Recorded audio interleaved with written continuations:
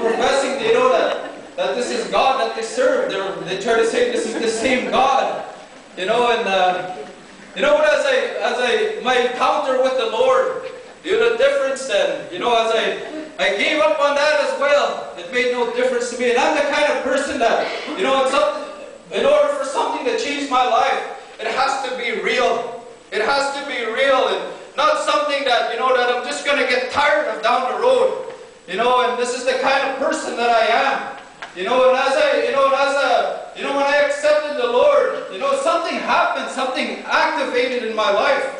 Something took place, and, where I was never the same again.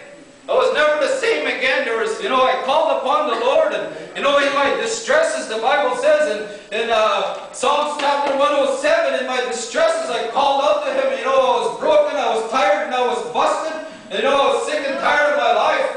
And I couldn't go anywhere else. And, I started to read the Word of God after I got saved, and I started to see things that I was trying to do without God's prescribed order.